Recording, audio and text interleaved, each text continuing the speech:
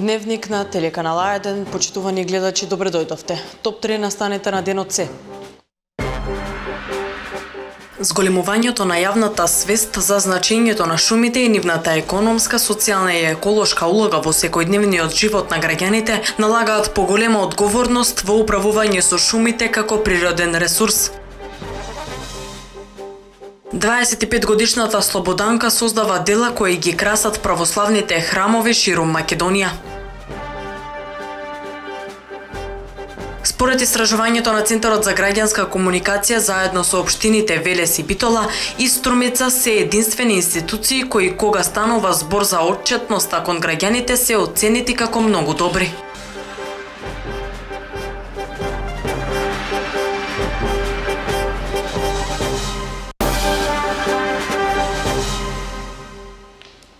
Започнуваме со дневникот. Председателот на владата на Република Македонија Зоран Заев во понеделник 12 јуни, освен во Европската комисија, ќе има прием и во седиштето на Северноатланската алијанса НАТО, јавува дописникот на Мија од Брисел. Покрај високата представничка на Европската унија Федерика Могерини и еврокомесарот за преговори за проширување Јоханес Хан, новиот македонски премиер во понеделник ќе се сретне во НАТО и со генералниот секретар Јенс Столтенберг. Според најавите од Алијансата, Заев на средбата со секретарот на најголемата воено-политичка организација на светот се очекува да биде придржуван и од новата министерка за одбрана Радмила Шекеринска, како и од шефот на македонската дипломатија Никола Димитров.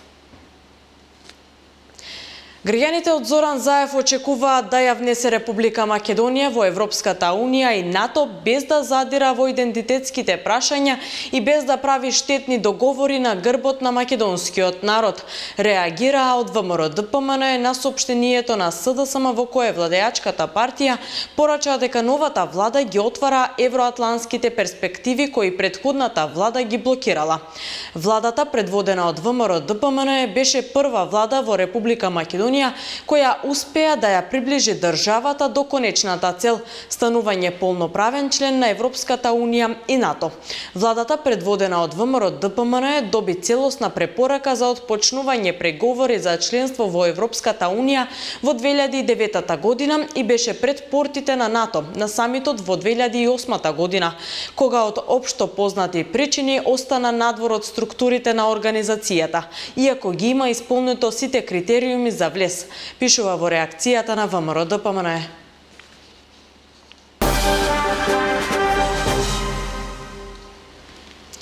Продолжуваме со дневникот. Најтранспарентната институција во Македонија е општина Велес, со индекс на транспарентност од 83,6%. Според истражувањето на Центарот за граѓанска комуникација, заедно со општините Битола и Струмица, се единствени институции кои кога станува збор за отчетноста кон граѓаните се оценети многу добри. Прилог на нашите соработници од К1 телевизија. Најтранспарентна институција во Македонија е општина Велес со индекс на транспарентност од 83,6%.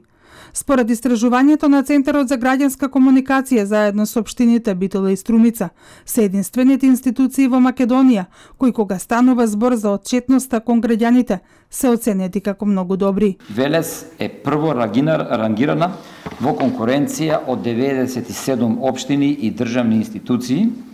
Тука се мисли секако на министерствата. Ова практично значи дека граѓаните на Велес се најмногу информирани за податокот каде општината ги троши нивните пари. Граѓаните се информирани за сите проекти и плаќања кои ги врши локалната самоуправа во текот на годината. Според Центарот за граѓански комуникации кои го изврши ова истражување.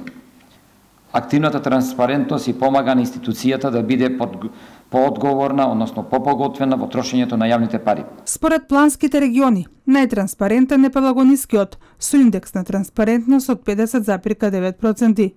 Ниското ниво на транспарентност на општините Росоман и Градско е причина Вардарскиот регион да се најде на 5-то место.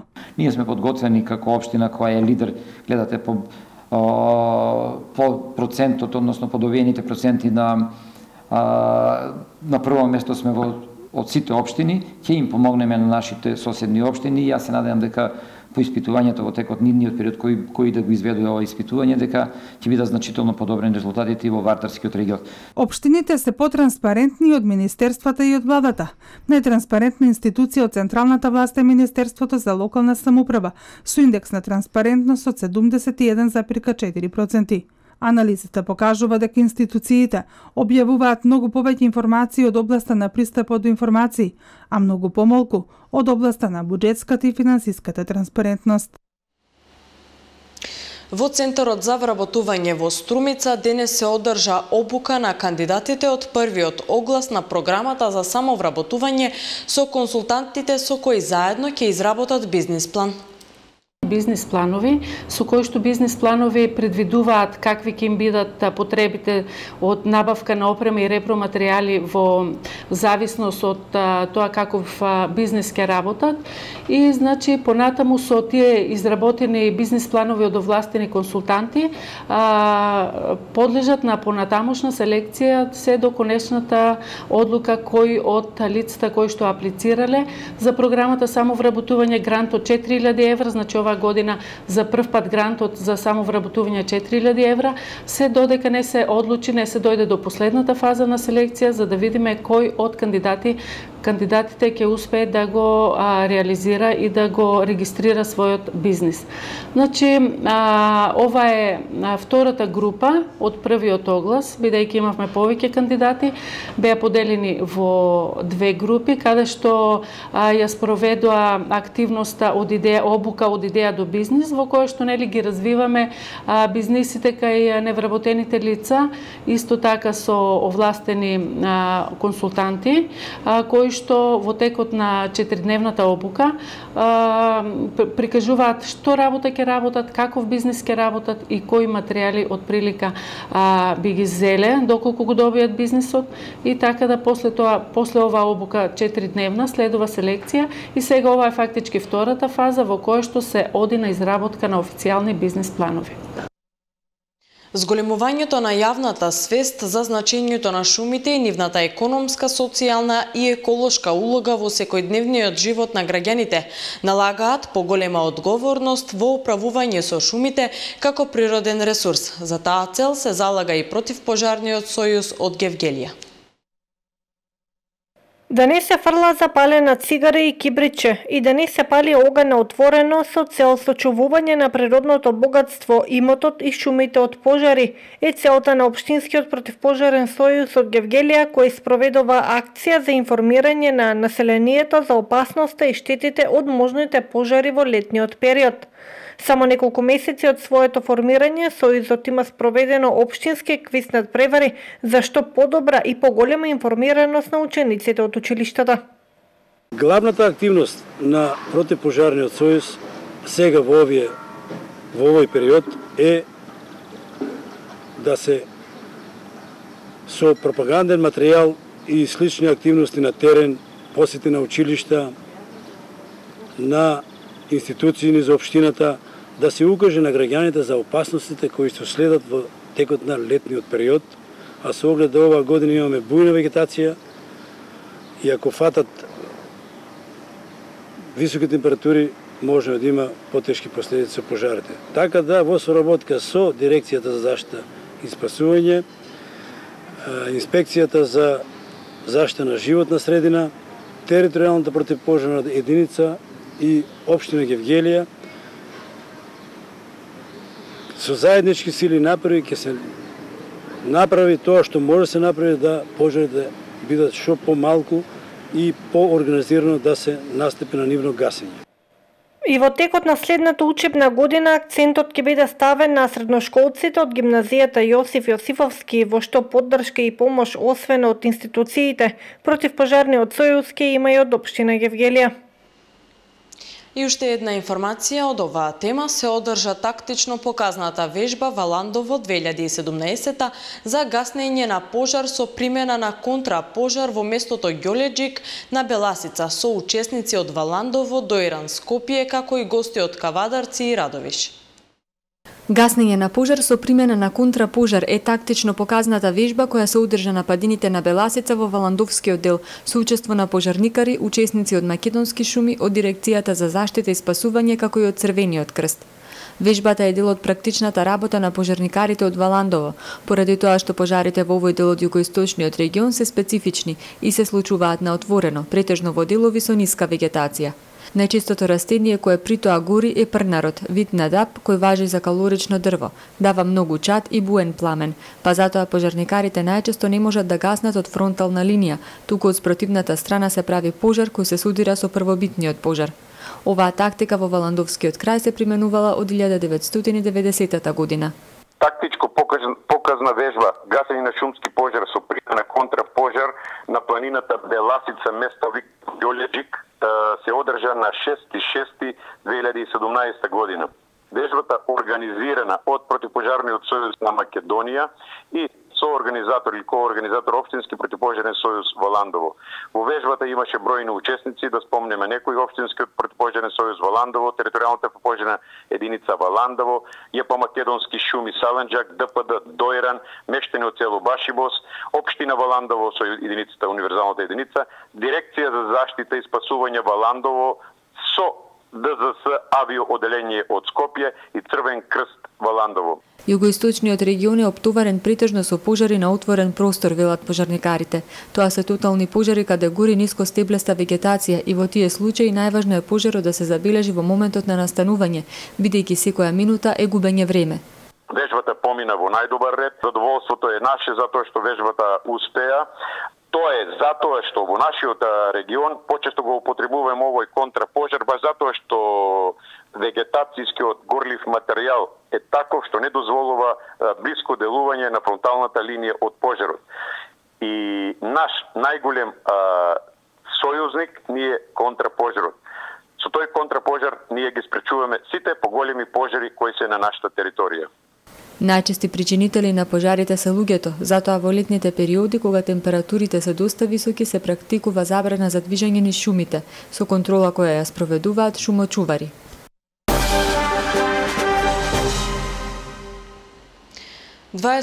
Годишната Слободанка создава дела кои ги красат православните храмови ширум Македонија. Младата девојка работи на мозаици и икони за верски објекти, но честопати нејзините нарачки завршуваат во домовите на многу граѓани. Од обичен камен до вистинско ремек дело. Вештите раце на 25-годишната Слободанка Мечева со големо трпение, парче по парче, четка врз четка, создаваат дела кои ги красат православните храмови ширум Македонија, кои ги исполнуваат зидовите на новоизградените цркви, но и домовите на многу семејства.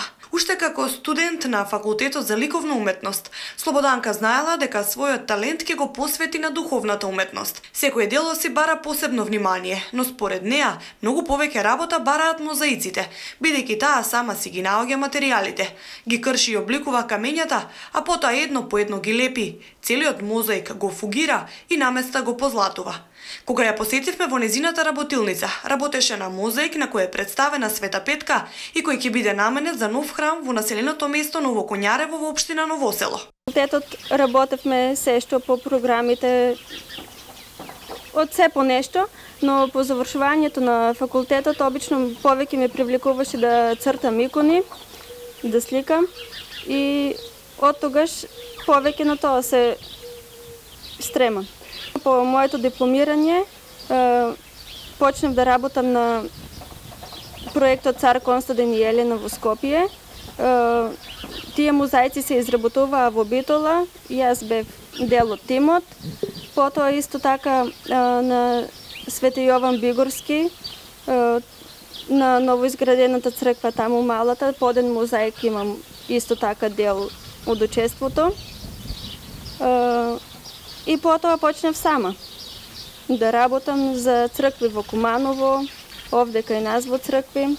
Слободанка вели дека иако е напорна, ова е исплатлива работа за млад човек во нашата земја. Но вели дека неа многу поважно и е личното задоволство и исполнетоста од како ќе види свое дело во црква. Е исплатливо колку толку, но Побитен фактор ми е кога ќе се создаде делото и ќе остане, бидејќи знаете, парите се печелят, бегат, а тоа останува за совекови. Ќе отидам во црква кај што се моите дела, навистина ми е многу пријатно и многу убаво и богато се чувствувам. Слободанка вели дека постојано има нарачки или од компании или од индивидуалци што успева да ги заврши во предвидениот рок, иако паралелно работи како наставник по ликовно образование. За неа ова е работа која комплетно ја исполнува и за која е решена дека ќе биде нејзината животна определба. Продолжуваме со дневникот. Спектакуларна музичка програма на 7-то издание на фестивалот на дувачки оркестри Пехчево 2017. Фестивалот ќе се одржи од 13 до 15 јули. Фестивалот се организира како дел од активностите за прославување на празникот на градот Павловден и има за цел да ја промовира традиционалната музика и на дувачките оркестри да им овозможи поголема афирмација. Прилог од нашите соработници од Канал Плюс телевизија. Општина Пехчево и годинава од 13 до 15 јули ќе биде центар на Истокот. Причината е одржувањето на најреномираната културна манифестација во Малешевијата и по широкиот регион, 7-то издание на фестивалот на дувачки оркестри Пехчево 2017. Покрај настапот на реномираните дувачки оркестри кои се составен дел од фестивалот и годинава за пошироката публика, општина Пехчево ќе понуди врвни музички доживувања. Значи веќе имаме договорено настап на Црвена јабука, преговарам и веќе е договорено со Наум Петрески, Зуица Лазова, со Љубојна и неколку други уметнички состави кои што ќе бидат, за кои ќе ги известиме малку подоцна. Тоа ќе го кажеме сценариото кога ќе биде готово, верувам тоа ќе се случи многу брзо.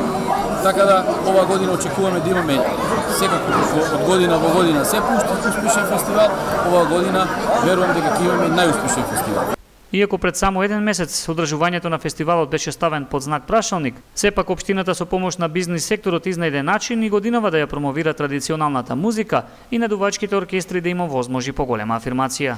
Ова година беше малку неизвестен период за тоа дали ќе се одржи или не фестивалот, меѓутоа застана за нас бизнис секторот во Пехчево и верувам, мислам со голема надеж, што и да се случи, како и да се случат политичките ситуации, фестивалот ќе се одржи и тоа на ниво. Општината годинава се подготвува и на инфраструктурен план. Бројот на сместувачки капацитети е зголемен како никогаш досега. Фестивалот на дувачки оркестри е еден од позначајните активности и настани кои што се излучуваат во Пехчево, се со цел да се развие туризмот во Пехчево, поголема туристичка понуда. Сега имаме веќе отворено и поголем број на сместувачки капацитети, така да можеме да ги сместиме и угостиме нашите гости кои што доаѓаат и се надеваме дека од година во година како фестивалот, така и сите други туристички атракции и активности кои што ги правиме во Пехчево ќе придонесат се со цел за развој на туризмот во нашето мало, но убаво градче. Фестивалот на дувачки оркестри Пехчево 2017 година се одржува традиционално од 13 до 15 јули, како дел од активностите за прославување на празникот на градот Павловден. Денес во основното општинско училиште Видое Подгорец од Колешино беше откриено спомен обележието на еден од најплодните македонски писатели за деца и возрастни Видое Подгорец.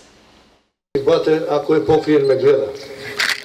Не само денеска, и по цел живот, негов цел живот.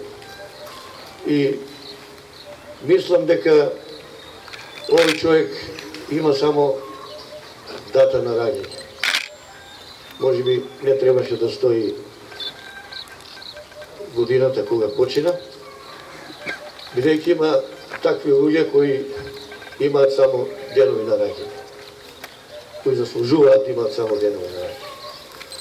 Драги пријатели, јас малку ќе кажам нешто повеќе за децата, а за возрастните ќе кажам само два збора. За вас возрастните, кои ме слушате и кои нема да ме чуете. Колку беше голем Видое Подгорец и како требаше да го одбележиме овој свечен чин, кога тој во втор пат се враќа овде во Колешино, пред игралиштето кај што играше фудбал, завратен кон селото, кон куќата на Раѓе, кај што сме поминувале многу пати заедно, велам, тој чин требаше да личи малку, барем малку, и оној чин, како што ги пречекаме нашите ракометари, бидејќи тој подвиг што го направија тие во ракометот, нашиот подгорец тоа го направи со своето огромно дело. Старите велат, крајот делото го краси. А има ли поубав крај? Има ли поубаво завршување на учебната година, кога на нашиот патрон, на нашиот ценет писател, на денот на неговото раѓање, го отвараме оваа спомен обележје, за да влеземе и ние, и нашите училиште по патеката на вечност.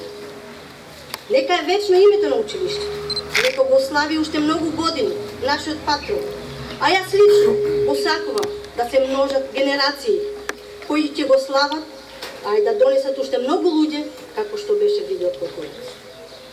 Од име на учениците, вработените и од моје лично име, упатувам искрена благодарност за главниот донатор Валентина Карамфиловска-Стефановска, која не ги заборави своите корени и своето потекло и ни овозможи нашиот долгогодишен сон да стане стварност. Ви благодарам на сите.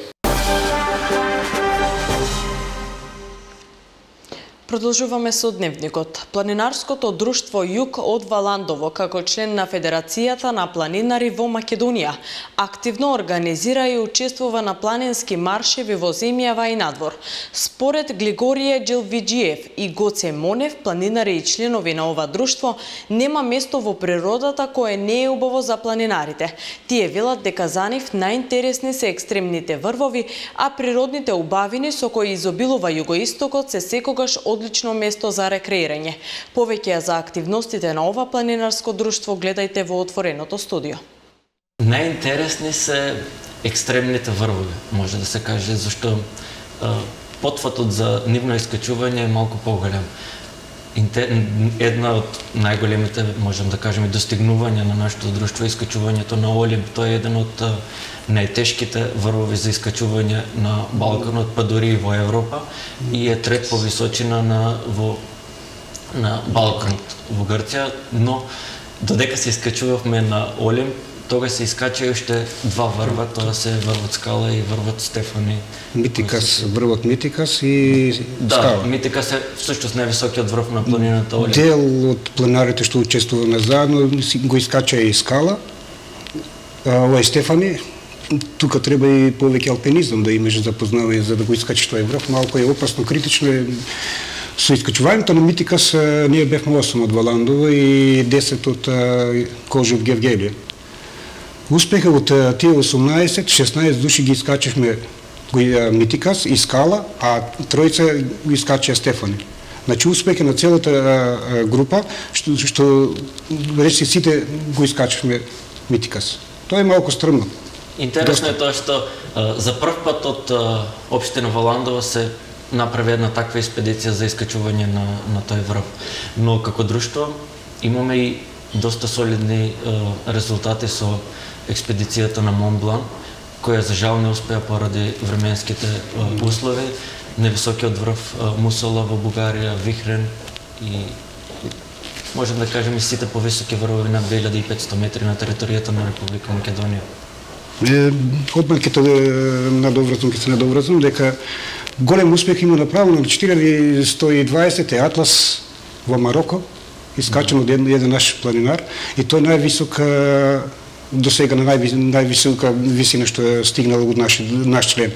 Но одмah ќе се надоврзам дека и помошта на малиот Ване Бошев од Неготино, кој беше во Австрија и во Германија, мислам дека беше, доваѓа до 3500 метра висина, но поради X причини се враќа назад и тоа е невременски прилики. И ова година му е во план да го искачи Монблан, па ќе видиме понатаму како ќе биде. Скиот клуб Бучим од Радовиш, кој важи за еден од најтрофејните во овој спорт во Македонија, деновиве доби нова управа, а најавени се и многу нови активности.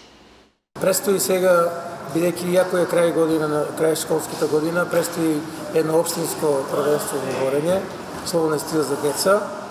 Па ќе видиме тоа е во сабота во 10 часот, ви покануваме да дојдете да снимате. Ќе видиме како ќе биде масовноста. Се надеваме дека ќе имаме масовност. Идеме да чекаме до сабота. Целите на клубот тука може да каже и Николчето. Моја основна цел како тренер и Николчето, наша цел е главна сега да мотивираме децата, да обратиме внимание на децата, да собереме деца, бидејќи од масовност има квалитет. Целта е да ги форсираме младите категории, па ќе видиме. Поленка може да дојде успехот на клубот. Ние сме со план да ги поврнеме самодовербата, проеде. Со новата управа сме ангажирани како повраќање на порачите, така и повраќање на финансиски отдел. Отизаемо секој спорт преобладува финансиите. Колкото ние пробаме со финансите да ги постигнеме нашите цели, така и ќе се постигне со порачите. Инаку, пред 2 недели имаше државно првенство во Велес, каде за 1,5 недела се организиравме, од 9 души земавме 8 медали, да не ги минуваме поименично. Имахме доста добар резултат и освоивме трето на државното.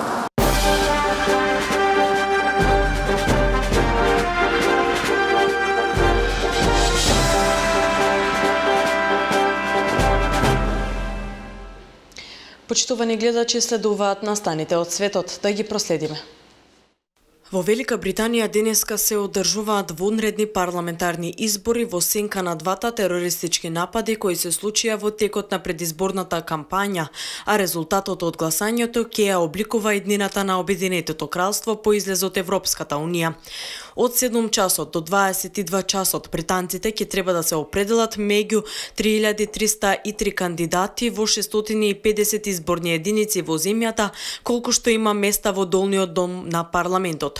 Тоа значи дека за апсолутно мнозинство потребни се 326 пратеници пренесува тан југ. Парламентот на 13 јуни ќе се состане да избере свој нов претседател, а тогаш и пратениците ќе положат заклетва.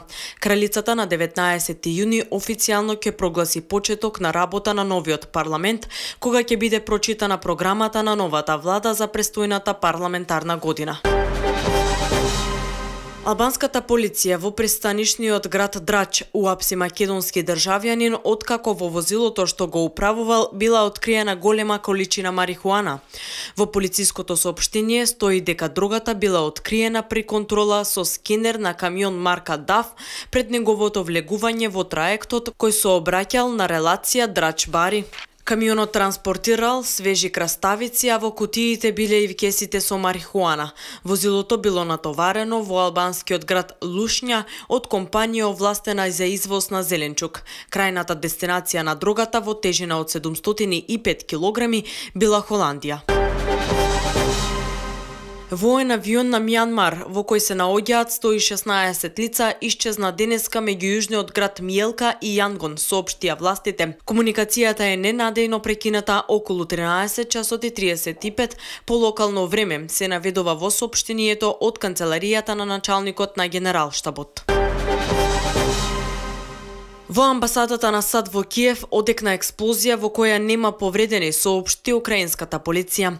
Како што се наведува, експлозијата во американската амбасада, која се наоѓа во центарот на Киев, одекнала малку после полноќ. Истражителите утврдија дека непознато лице фрлило експлозивна направа на територијата на дипломатската мисија, се наведува во полициското соопштение. Американската амбасада засега без реакција. Почитувани, ова беше се за овој дневник. Ви благодарам на вниманието со кое не следевте. Пријатно!